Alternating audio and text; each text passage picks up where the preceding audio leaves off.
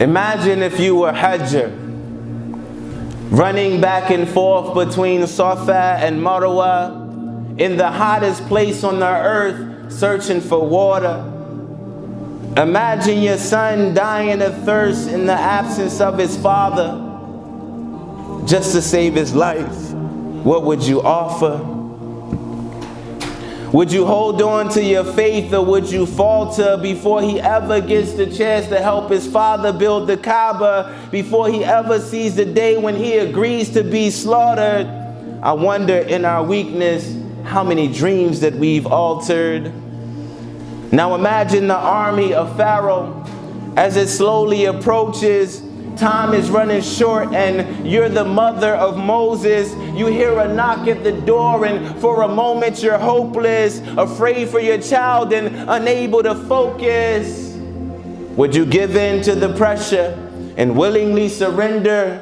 Or would you put your trust in Allah and put the baby in the river?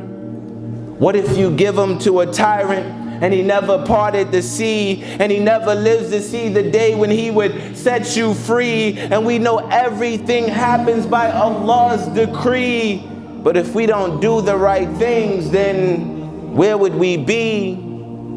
So many young men with their futures unwritten, and what would they become without dedicated women?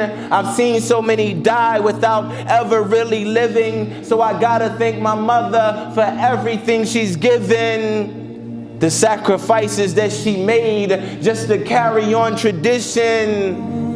But the Zamzam she gave wasn't water, it was wisdom. See, I too was born in a time when they were burying their children, given to society, then buried in the system. So many Yusufs that never had a vision, so many Ibrahims that never had dreams. He could have been Musa, raised amongst kings, or maybe Ismail, made to burst springs.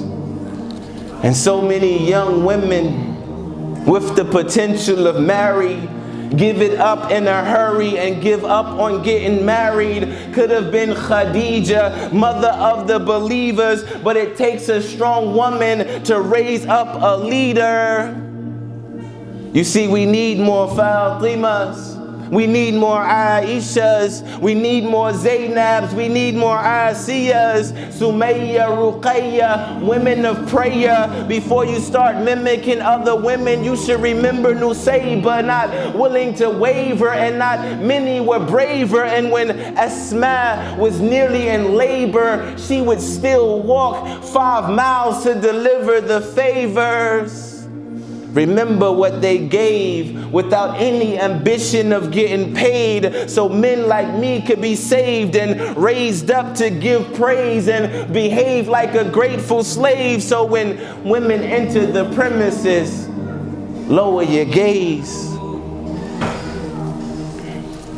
And as for the one who was made from my rib cage, I wage war until her tears fade, trying to balance this world on her shoulder blades. You gotta follow the steps down the road they pave, cause every time you raise a soldier, more souls get saved. I said, every time you raise a soldier, more souls get saved.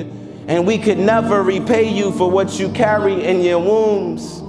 I mean, how could we ever build an ummah if we never had an How could we ever build an ummah if we never had an Thank you.